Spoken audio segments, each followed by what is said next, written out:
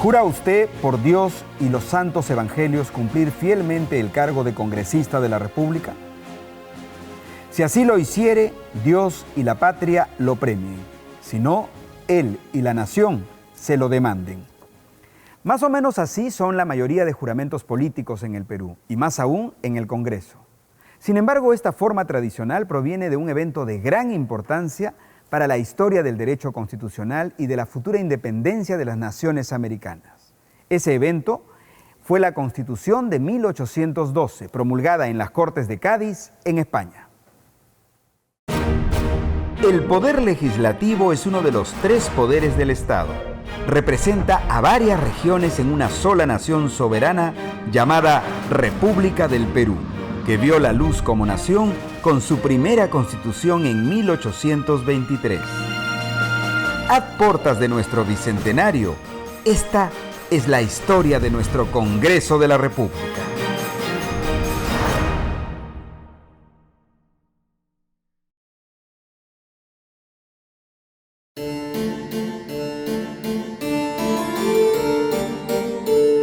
Aunque la Constitución se promulgó en 1812, tanto en Europa como en el Virreinato del Perú se manifestaban las repercusiones de la independencia de los Estados Unidos en 1776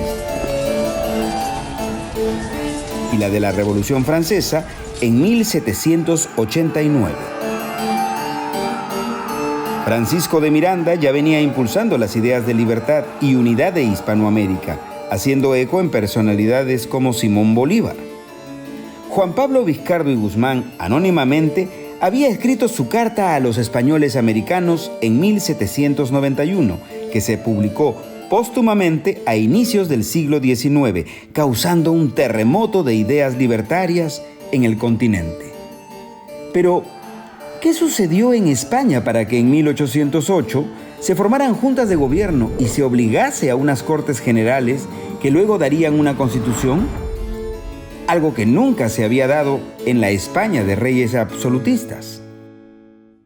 Hacia la década de 1810, Europa vivía convulsionada porque Napoleón era prácticamente dueño del continente. Quería abolir el Estado absolutista e inundar el continente con las ideas de la Revolución Francesa. Claro que todos sus métodos eran polémicos, pues pretendía imponer la libertad, la igualdad a través de la guerra. Entonces las guerras napoleónicas sacudieron el ambiente político y social en Europa. España también fue víctima de las guerras napoleónicas y esto ocasionó una crisis de la monarquía española. El pueblo se sublevó y obligó al rey vigente, a Carlos IV, a abdicar en favor de su hijo Fernando VII. ¿Y cuál fue la reacción de Napoleón, ya que también estaba en España? Napoleón no reconoció esta abdicación y secuestró a la familia real española. Napoleón obligó al hijo a devolverle la corona al padre y obligó a Carlos IV a entregarle la corona de España para él a su vez entregársela a su hermano José Bonaparte, más conocido como Pepe Botella, al que nombraron rey de España con el título de José I. Entonces el pueblo español no reconoció al hermano de Napoleón como rey legítimo. Al no existir un monarca legítimo, el poder regresa al pueblo, que se autogobierna hasta que regrese el rey legítimo. ¿Cómo hace el pueblo para autogobernarse? En todos los lugares de España, en las comunidades, se forman juntas de gobierno. Y las juntas de gobierno deciden establecer un gobierno central que se convoca en la ciudad de Cádiz. Y esa Junta General de Cádiz está dominada por políticos e ideólogos herederos de la Ilustración y herederos de las ideas de la Revolución Francesa. Tienen como proyecto no solamente gobernar España mientras se vayan las tropas napoleónicas, sino redactar una constitución. Entonces aquí en América también empiezan a aparecer juntas de gobierno. Los territorios americanos también tienen que elegir a sus representantes en las Cortes de Cádiz, diputados. se produce algo inédito, algo que ni siquiera en Europa había ocurrido, que son elecciones. ¿Elecciones? ¿Cómo se realizaron esas elecciones? Los notables de los cabildos elegían a los representantes. Después de un largo viaje, llegaban a Cádiz, ¿no? Las Cortes de Cádiz establecieron un gobierno, digamos, provisional en la península hasta que los franceses fueran expulsados. En ese interín redactaron la Constitución de 1812, o la Pepa, como se le llamó.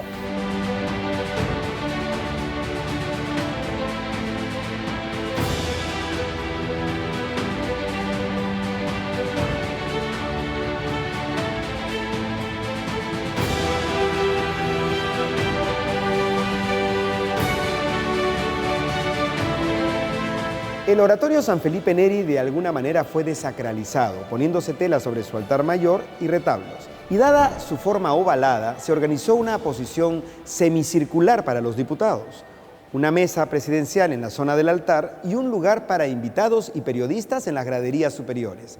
Esa forma y hasta lugar se repitió en el primer Congreso Constituyente del Perú, en la antigua capilla de la Universidad San Marcos, que precisamente se encontraba donde hoy está nuestro Congreso de la República. Y miren la disposición del hemiciclo, repite más o menos las formas de lo que aconteció en Cádiz.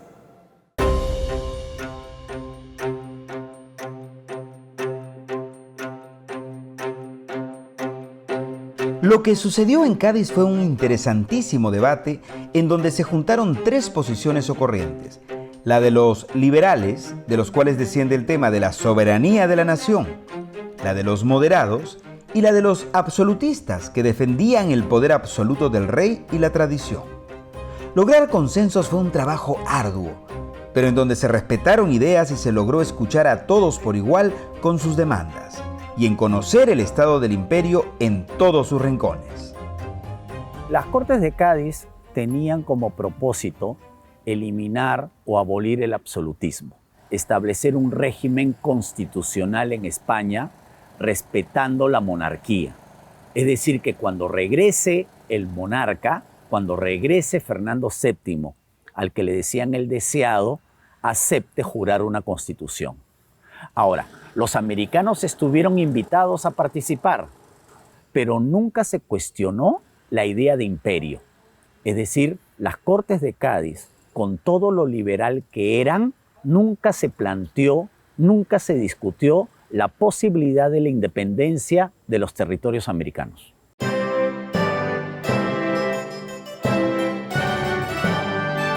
Las Cortes de Cádiz, para todo efecto, fue una asamblea constituyente que derivó precisamente en una constitución. Más o menos, todo el proceso de alumbramiento de la Constitución duró desde el establecimiento oficial de las Cortes en septiembre de 1810 hasta la promulgación de la Constitución en marzo de 1812. Un tiempo corto, pero apremiante.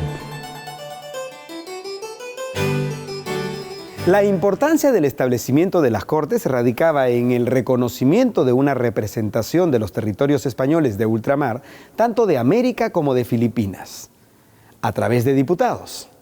Pero, a pesar de los intentos, no fue una representación equilibrada. Sin embargo, todos tuvieron voz y voto como iguales. Y en eso, el contingente peruano tuvo una destacada participación, como veremos.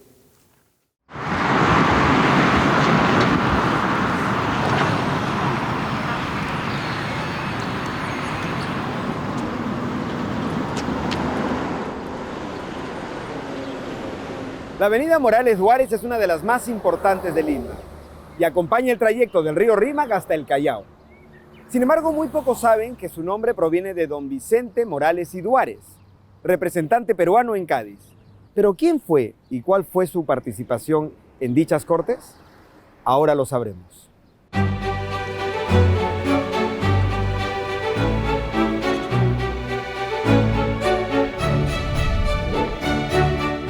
Hasta el día de hoy, hay investigaciones acerca de cuántos americanos y quiénes fueron los representantes que asistieron a Cádiz. Y la cuestión es complicada, porque varios de los elegidos no pudieron costear su viaje y fueron reemplazados por suplentes que ya se encontraban, por una u otra razón, en España. La premura del tiempo y la grave situación de la invasión francesa en España así lo ameritaban. Hay otros que pudieron viajar, pero casi al final de los debates, o cuya llegada fue posterior, o que inclusive no pudieron intervenir en los mismos debates habiendo estado presentes. El otro escollo importante fue el hecho de la paridad en las representaciones. Se había pensado en que los americanos tuviesen más representantes, pero España terminó teniendo más, a pesar de su menor cantidad poblacional, y es que se eliminó la representatividad de los mestizos o mulatos, otorgándoles ciudadanía, pero no de derechos políticos.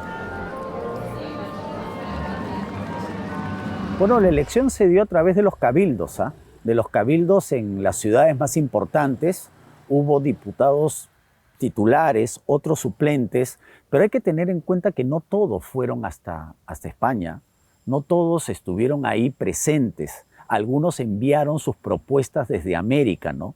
Pocos fueron los que realmente pudieron llegar hasta Cádiz. Quizás el más célebre integrante del entonces Virreinato del Perú haya sido Vicente Morales Duárez, jurista, catedrático de San Marcos, organizador del flamante Colegio de Abogados de Lima y miembro de la Sociedad de Amantes del País.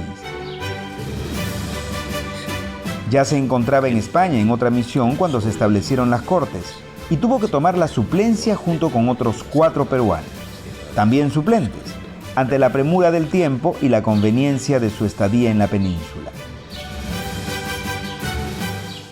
Morales Duárez fue un representante del progresismo ilustrado, pero también de una moderación y credenciales intachables para mediar entre las voces.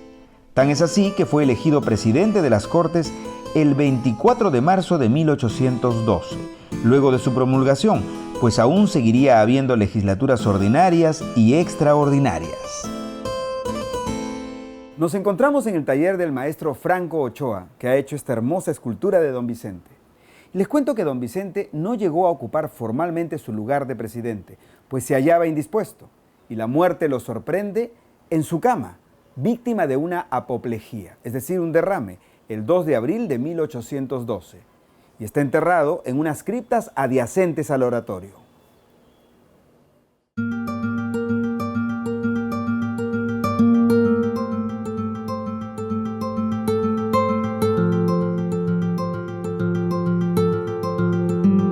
Los otros miembros fueron Ramón Olaguer Feliú, de notable preparación y manejo intelectual. Fue uno de los que planteó la abolición del tributo indígena. Blas Ostoloza era un religioso peruano, confesor del rey Fernando VII, pero de postura absolutista que se mantuvo firme frente a la abolición de la Inquisición. Antonio Zuazo, de quien se sabe muy poco, y Dionisio Inca Yupanqui, un caso interesante de representación indígena noble en las Cortes. ¿Cuál fue su participación e importancia, amén de la representación peruana? Bueno, la presencia de Dionisio Tupac Yupanqui es muy importante porque tenía un linaje cusqueño, tenía un linaje que venía de la nobleza inca y además presentó un memorial importante para la reivindicación de la población indígena. Y el otro representante peruano importante fue justamente Vicente Morales Duárez, criollo, abogado limeño, que tuvo el mérito de alcanzar la presidencia de las Cortes de Cádiz.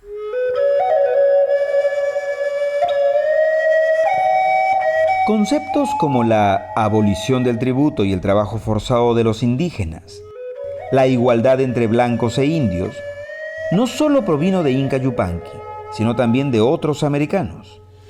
El texto fue promulgado el 19 de marzo de 1812 y fue todo un suceso en España, Europa y, por supuesto, América, que ya se encontraba en plena revolución, incluyendo algunas escaramuzas peruanas, pero nada definitivo.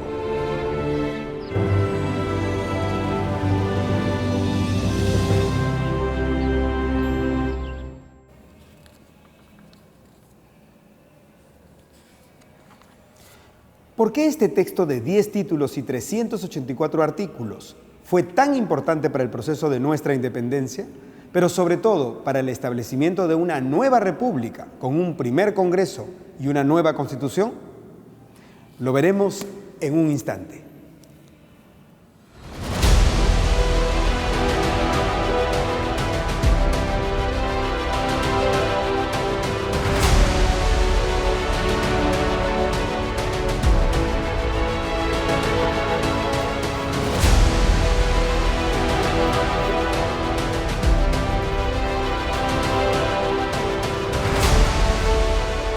¿Saben cuál fue el primer artículo de esta Constitución de 1812?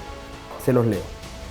La nación española es la reunión de los españoles de ambos hemisferios. Como ven, desde un inicio, esta Constitución estaba reconociendo el derecho de representación y de unidad de la América española. Un detalle no menor cuando en América ya estaban surgiendo movimientos de reivindicación de los criollos y, cómo no, de independencia frente a la metrópoli. Seguiré leyendo.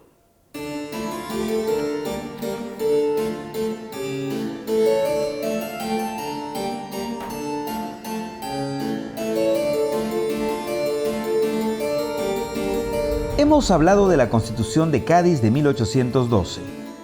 Pero, ¿qué fue lo verdaderamente revolucionario de esa Constitución? Porque revolucionaria fue.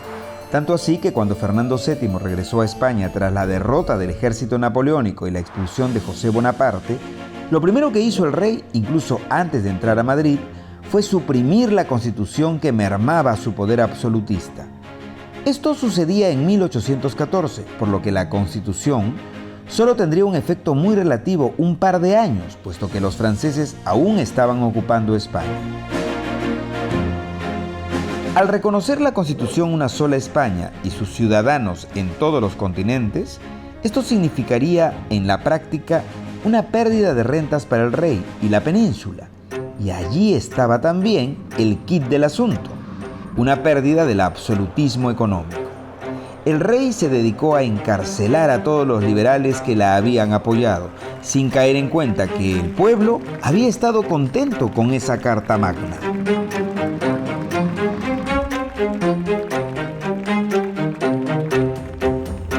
La Constitución fue tan querida que hasta apodo tuvo, la Pepa, porque fue promulgada por las Cortes Generales de España el 19 de marzo de 1812, el día de San José. Desde ahí se popularizó la frase ¡Viva la Pepa!, como un grito liberal frente a cualquier autoritarismo monárquico y político.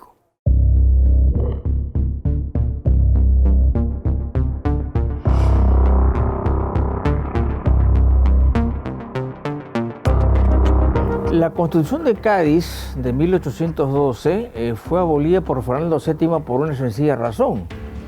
Los franceses se retiraron, no había ningún enemigo interno y la Constitución representaba un límite al poder del soberano.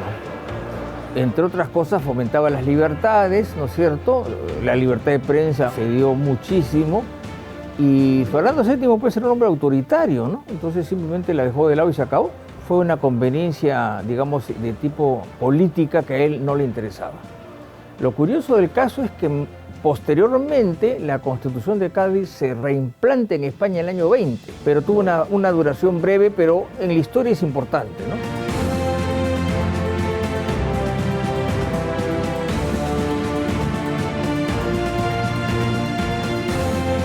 Cuando Fernando VII regresó al poder, se negó a jurar la Constitución de 1812. No es que la abolió, simplemente se negó a jurarla, es decir, ponerla en vigencia, porque finalmente la guerra contra los franceses fue una guerra civil.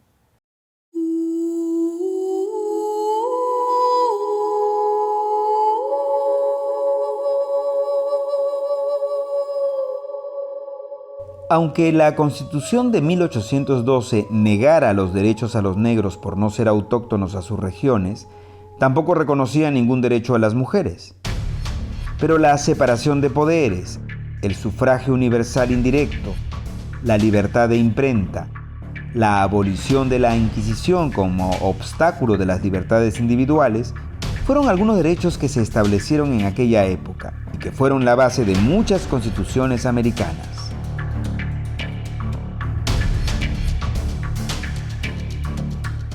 Cuando la Constitución fue promulgada, una algarabía general recorrió el Reino de España.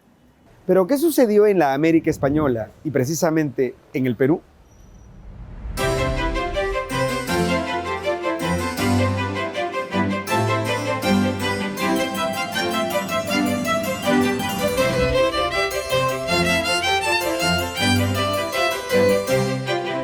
El virreinato del Perú en 1812 ya se hallaba convulsionado desde tiempo atrás, mientras las intendencias, capitanías y otros virreinatos vivían su propio proceso.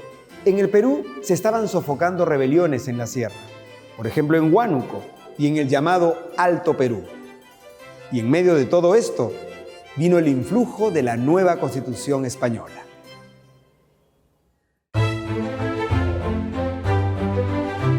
José Fernando de Abascal y Sousa llegó al Perú en 1808, como 38º virrey del Perú. Fue muy enérgico, un gran virrey para España. Por supuesto, para nosotros fue un hombre autoritario, indudablemente, ¿no? Pero hay que entenderlo en su época, ¿no? Era un virrey ilustrado, creía en la salubridad y el higienismo. Introdujo científicamente la vacuna contra la viruela en el Perú. Construyó el primer cementerio civil de Latinoamérica. Instauró el Colegio de Medicina y se preocupó militarmente de defender el Río de la Plata de las invasiones británicas. Pero a raíz de lo que estaba ocurriendo en España, tuvo que aplacar varias revueltas que ya empezaban a sucederse en la región.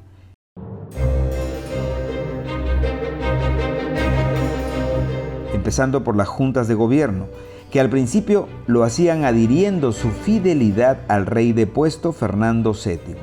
Pero después, el influjo libertario de la Constitución de 1812 y su posterior revocación inclinaron la balanza a la libre determinación.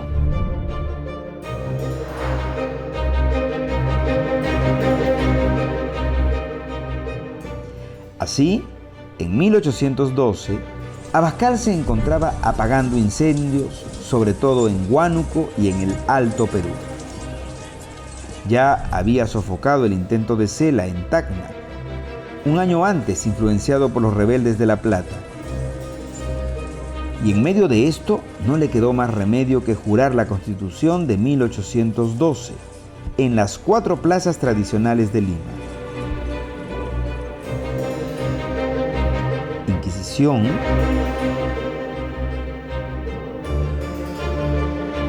La Merced,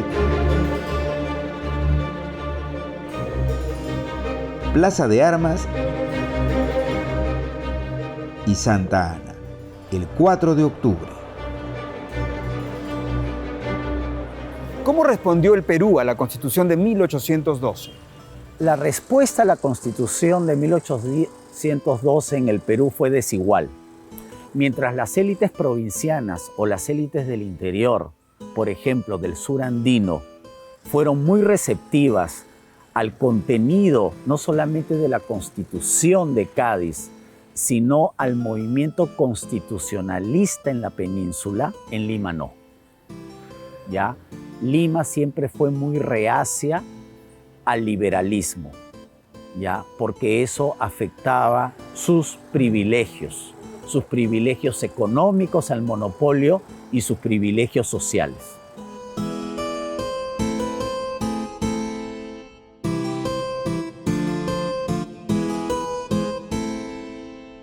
Bueno, en esa época, digamos, cómo consideró la élite limeña la Constitución y en general los peruanos, fue bien recibida. El virrey era Abascal, que no era un hombre, digamos, de mayores concesiones, era un hombre autoritario, talentoso, pero muy autoritario, y permitió pues cierto desenvolvimiento, sobre todo en el mundo de las libertades. Y esto se expresó básicamente en la libertad de prensa, como se llamaba en esa época, que en el fondo es el derecho a la información, ¿no es cierto? Entonces hubo muchos periódicos que se leyeron en el año 13, fines del 12, 13 y 14, y no solamente eso, sino la Constitución de Cádiz fue jurada en Lima e impresa en Lima en el año 12 y 13. Hay una plaza de la Constitución en Huancayo, como había plaza de la Constitución en todos los pueblos y en todas las ciudades. El único recuerdo que hay es en Huancayo, ¿no? En la plaza de la Constitución hay una placa que es homenaje a la Constitución de Cádiz. Esa placa tiene fecha 1813. Hubo un verdadero impacto porque era el principio de muchas cosas. Yo entiendo que se leía la Constitución, se juraba, y el mismo San Martín, por ejemplo, proclamó la independencia no solamente en la Plaza de Armas, sino en 4 o 5 plazas de Lima, que era simplemente un sitio donde sentar, de madera, por así decirlo, un sitio de madera donde leía y la gente aplaudía, ¿no? Era una ceremonia después de 20 minutos, 25 minutos, ¿no?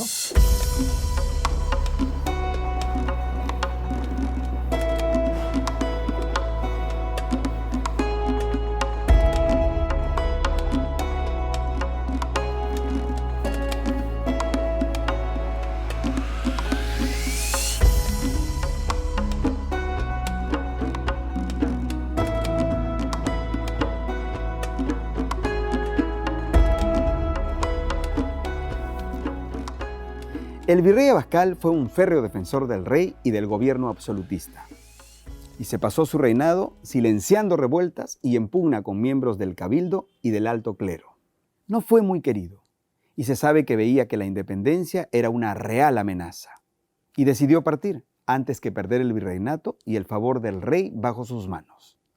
Un detalle curioso lo cuenta Ricardo Palma, que hay que tomar con pinzas, pero que cuenta la animadversión hacia el virrey.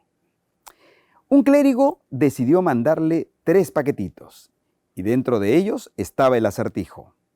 Uno era un paquete de sal, otro de habas y otro de cal. Juntos se podía descifrar lo siguiente: sal, habas, cal. Y Abascal salió a España.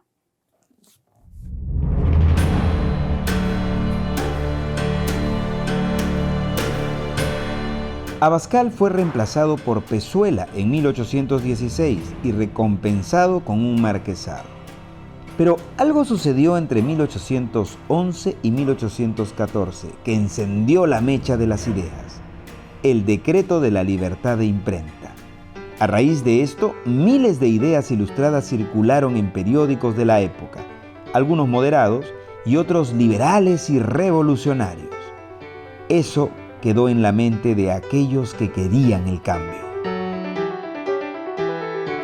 ¿El virrey Abascal tomó alguna medida contra la libertad de imprenta?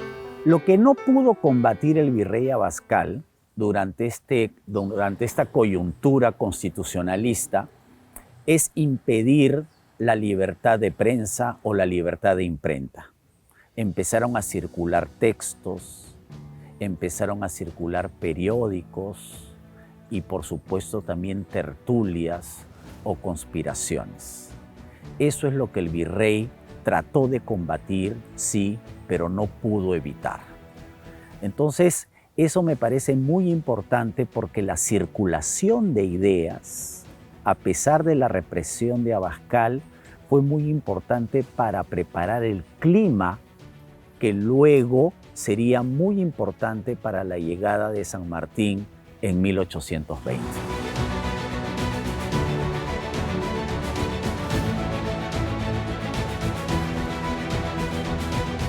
Para tener una imprenta había que tener permiso. Entonces, durante todo el virreinato, la única imprenta que había en todo el virreinato estaba en Lima. Para imprimir algo, había que tener un permiso de la autoridad. Entonces, al hablar de libertad de imprenta, significaba que cualquiera podía imprimir. Esto con el tiempo ha sido superado y se habla de libertad de expresión o derecho de expresión. ¿Por qué? Porque ahora no solamente es la imprenta, son las ondas, me explico, los volantes, la radio, etcétera, la televisión. Entonces hoy día la expresión, la libertad de expresión es mucho más grande. Y esto se ha extendido, por así decirlo, a las redes, ¿no? Empezó solamente como imprenta, por eso es que se llama libertad de imprenta. Y se ha llamado libertad de imprenta hasta el año 50, o sea, hasta hace 50 o 60 años más o menos. Ya no, se habla de libertad de expresión.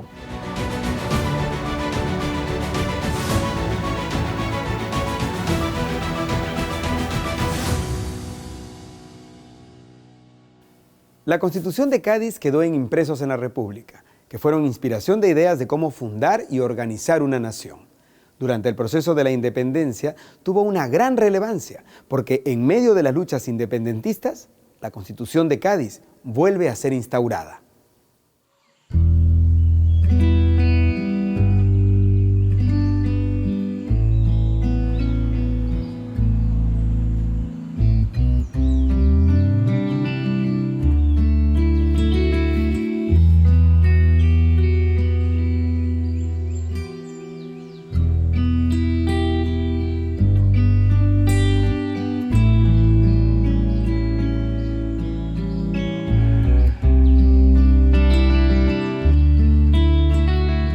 Poco antes de la conferencia que se dio aquí, en Punchauca, entre San Martín y el virrey La Serna, el anterior virrey Pezuela, antes de ser depuesto, vuelve a jurar la Constitución de Cádiz en 1820.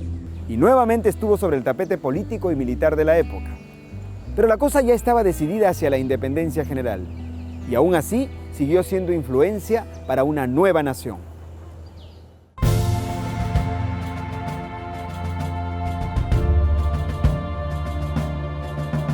En 1820 hubo justamente en Cádiz un golpe de Estado de un general español apellidado Riego.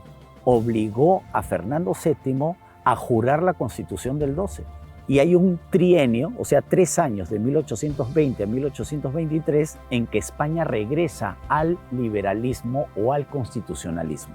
Durante este trienio liberal se restablecen las Cortes, pero ya no en Cádiz, sino en Madrid. Y los americanos también tienen representantes, pero ya no son electos desde acá porque estamos en guerra, estamos en plena guerra de independencia. Entonces se escogen americanos que estén allí en España, particularmente en Madrid, para que sean representantes. No es posible entender las primeras constituciones americanas ya durante la época de independencia sin la influencia de la Constitución de Cádiz. Cuando nosotros revisamos la primera Constitución del Perú, la de 1823, a pesar de que proclama la República, recoge elementos de la Constitución de 1812. En Lima no hubo junta, porque Lima era el centro del poder realista.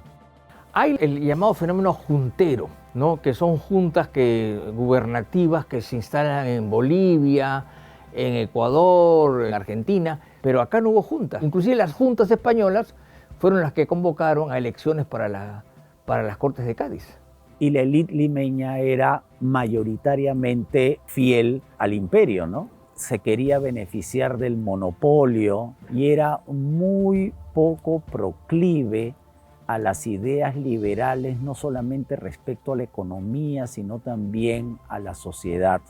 Era una élite que tenía miedo a darle muchos derechos o libertades a la plebe o a los grupos populares y que eso afecte su posición de dominio en el edificio social. Las Cortes en el lenguaje español es Congreso, ¿eh? No nos olvidemos de eso. Por ejemplo, cuando usted va a España ve Congreso de los Diputados, o sea, es la Cámara de Diputados. Es un poco de terminología, es como en Inglaterra, se dice la Casa de los Lores, ¿no? House of Lords. Es una cámara, pero cada país tiene su costumbre para denominar determinadas cosas, ¿no? Para cuando vuelve la Constitución de 1812, vuelven también sus ideas que servirían de base para la nuestra en 1822. Aunque algunas cosas ya habían cambiado en 1812, como la mita.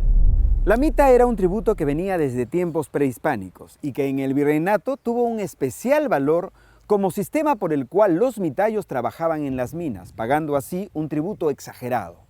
Eran tales los abusos que un artículo de la Constitución decretó su abolición. La defensa de aquella abolición la hizo el guayaquileño José Joaquín de Olmedo con estas palabras: Señor, aquí no hay medio. O abolir la mita de los indios o quitarles ahora mismo la ciudadanía que gozan justamente. La justicia, la humanidad, la política aconsejan y mandan imperiosamente la abolición de la mita y de toda servidumbre personal de los indios y la derogación de todas las leyes mitales. Y así se hizo. Uno de los hechos más reveladores ocurrió en 1813. Al saberse de la supresión de la Inquisición como incompatible con la separación de poderes y la anulación de los derechos del hombre, el pueblo limeño entró en su recinto y arrasó con todos los documentos y enseres. Tal era el odio que se le tenía no solo a una institución que negaba derechos como el de la libertad de expresión, sino al poder detentado por la Iglesia, en ese caso como organismo proveniente del poder español. Pero ¿qué hay de la influencia de la Constitución de 1812 en nuestra naciente república y su Congreso Constituyente? La influencia de la Constitución del 12 en la primera Constitución del Perú tiene que ver con las libertades, la idea de la libertad de imprenta y la idea de la ciudadanía, que ya a la población no se le divide en función de las castas o de los privilegios. Ahora todos son peruanos, los indios son peruanos, dejan de llamarse indios a partir de la Constitución de 1823, al menos en el papel. El último acto que hubo de juramento de la Constitución fue en Leguía, en enero de 1920, en la cual hay una ceremonia en un tablarillo, en la cual Leguía da noticia, también el presentador, se jura la Constitución, es una ceremonia de media hora, ¿no? Era un acto simbólico sobre todo, pues ya eso desapareció.